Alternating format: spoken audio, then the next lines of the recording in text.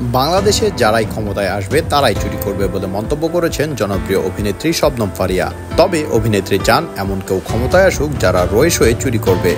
সম্প্রতি শীর্ষস্থানীয় এক গণমাধ্যমের শোতে অংশ নিয়ে দেশের সার্বিক পরিস্থিতি নিয়ে কথা বলার সময় এমন মন্তব্য করেন তিনি। শবনম ফারিয়া বলেন, আমাদের দেশে যারাই ক্ষমতায় আসবে তারাই চুরি করবে। আমি চাই কেউ ক্ষমতায় এসে একটু রয়ে সয়ে চুরি করুক, চুরি করবে না এটা আমার দেশে সম্ভব নয়। এ সময় মত প্রকাশের স্বাধীনতা নিয়েও কথা বলেন তিনি। অভিনেত্রীর ভাষ্য, আগের চেয়ে এখন মত প্রকাশের স্বাধীনতা অনেক বেশি, তবে সবাই সেই স্বাধীনতা পাচ্ছে না। যদি মত প্রকাশের স্বাধীনতা থাকে তাহলে যারা ক্ষমতা নেই তাদেরও কথা বলার সুযোগ দিতে হবে। সবাই কথা বলবে, কিন্তু তারা পারবে না, এটা তো ন্যায়সঙ্গত নয়।